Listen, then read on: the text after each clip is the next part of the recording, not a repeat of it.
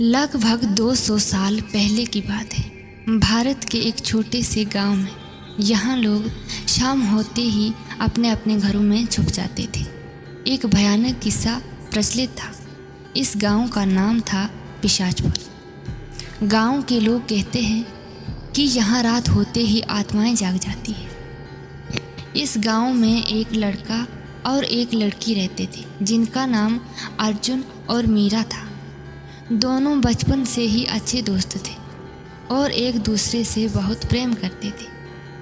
एक दिन जब अर्जुन और मीरा गांव के पास वाले जंगल में खेल रहे थे कि उन्होंने देखा एक पुरानी और उजाड़ हवेली है। हवेली के बारे में गांव में कहा जाता था कि वहां जाने वाला कभी वापस नहीं आता है। अर्जुन और मीरा को स्वाभाविक रूप से जिज्ञासा हुई। उन्होंने निश्चय किया कि वे उस हवेली को देखेंगे। शाम होने से पहले ही वे दोनों हवेली के अंदर प्रवेश कर गए। हवेली के अंदर अंधेरा और भय व सन्नाटा था। हर कोने से अजीबोगरीब आवाज़ें आ रही थी।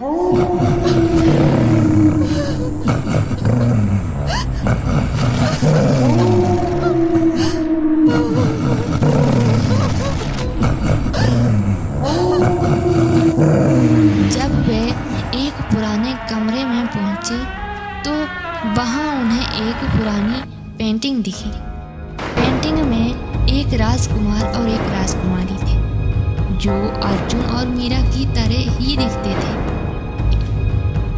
अचानक पेंटिंग से एक आवाज आई, तुम्हें यहाँ नहीं आना चाहिए था। अब तुम हमारे साथ हमेशा के लिए रहो।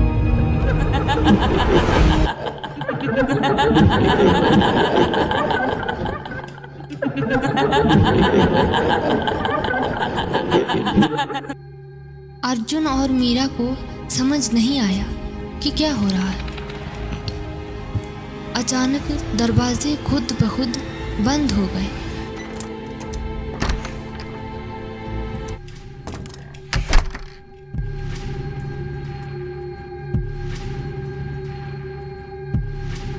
कमरा अंधकार में डूब गया। वे भागने की कोशिश करने लगे लेकिन हर दरवाजा बंद था। हवेली की आत्माएं जाग चुकी थी।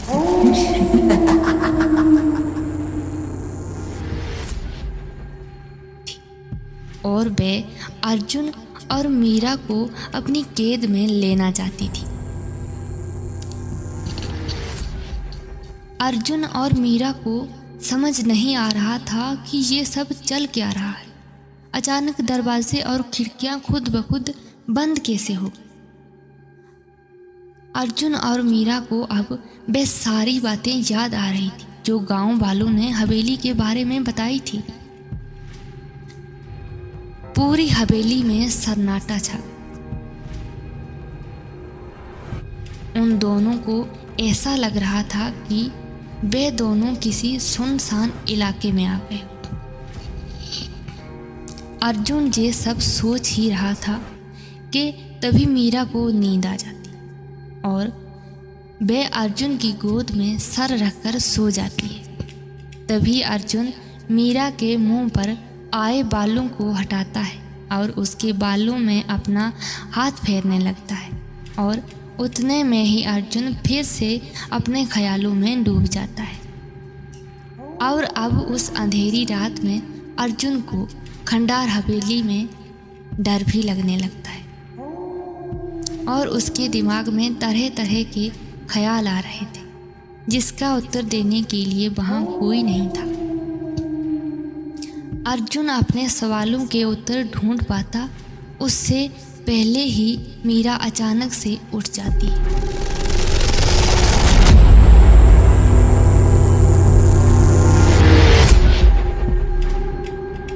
और आंखें लाल करके भारी भारी सांस लेने लगती।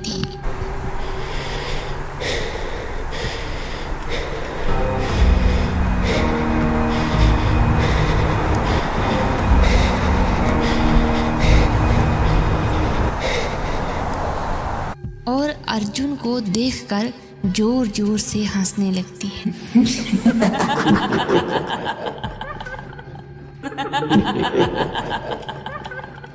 अर्जुन जो पहले से ही इतनी टेंशन में था और अब मीरा का यह रूप देखकर उसके होश उड़ जाते हैं।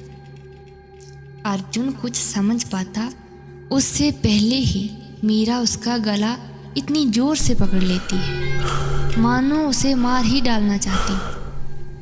अर्जुन को कुछ भी समझ में नहीं आ रहा था, आखिर ये सब चल क्या रहा है। जो लड़की मेरे बिना जी नहीं सकती वे मेरी जान कैसे ले सकती है। मीरा अर्जुन का गला और जोर से पकड़ती है और जोर जोर से हंसने लगती है और कहती है, मीरा तो गई, अब तेरी बारी है।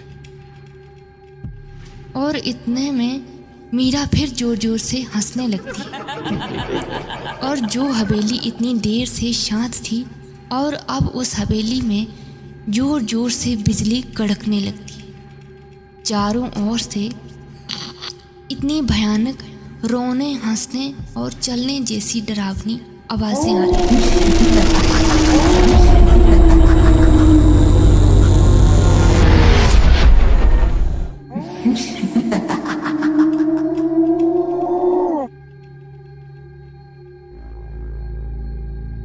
अर्जुन ये सब दृश्य अपनी आंखों से देख रहा था और अपने खुले कानों से सुन रहा था, पर अब उसका सर चकराने लगता है।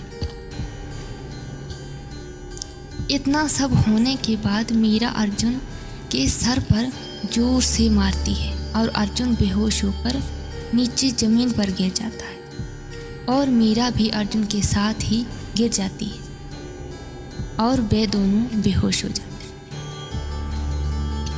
अब सुबह के लगभग 4 बजे का टाइम था। अब फिर से हवेली सुनसान हो चुकी थी, लेकिन अब अर्जुन और मीरा होश में नहीं थे। उधर घर में उन दोनों की तलाश जारी थी, पर उन दोनों के बारे में किसी को भी पता नहीं था कि वे दोनों गए तो गए कहाँ। जैसे ही सुबह हुई तब अर्जुन और मीरा के मम्मी पापा गांव के सरपंच के पास जाकर मीरा और अर्जुन के लापता होने की बात बताते हैं। फिर मीरा और अर्जुन के मम्मी पापा की बातें सुनकर गांव के लोग उल्टी सीधी बातें करने लगते हैं और गांव के लोग आपस में ये बात करते हैं कि अर्जुन मीरा को भगाकर कहीं ले गया। उधर दूसरी ओर अर्जुन और मीरा के मम्मी पापा बहुत टेंशन में थे और वे लोग भगवान से प्रार्थना कर रहे थे कि हे भगवान, वे दोनों यहाँ कहीं भी हो उन्हें सही सलामत रख। सरपंच ने ये सब सारी बातें सुनी और गांव के लोगों से पूछने लगे, अर्जुन और मीरा को कहीं देखा है तो कृपा करके बताएं ताकि हमें उन्हें ढूंढने में आसानी हो। गांव के सब लोग मना कर देते कि किसी ने भी उन दोनों को नहीं देखा और फिर सब लोग मुंह लटकाकर बैठ जाते। अचानक से गांव की एक छोटी लड़की दौड़ते हुए आती है और सरपंच से कहती है, सरपंच जी, मैंने उन दोनों को कल रात जंगल में जो पुरानी हवेली है उस तरफ जाते हुए देखा। इतना सुनते ही गांव के सब लोग डर के मारे लाल लाल हो गए और आपस में धीरे धीरे बातें करने लगे। और फिर सरपंच ने गांव के सभी लोगों को साथ में चलने के लिए कहा और फिर सरपंच के साथ अर्जुन और मीरा के मम्मी पापा और गांव के सभी लोग उस जंगल में पुरानी हवेली की ओर चलने लगते। जैसे ही सरपंच के साथ गांव वाले हवेली के करीब पहुंचे तो उन्होंने देखा कि हवेली के बाहर उन दोनों की लाश पड़ी हुई है। और जैसे जैसे गांव वाले उन दोनों लाशों के करीब गए तो मानो ऐसा लग रहा था जैसे उन दोनों को कई दिनों से मार कर बाहर रख दिया गया हो। और ये दृश्य देखकर अर्जुन और मीरा के मम्मी पापा जोर जोर से रोने लगे।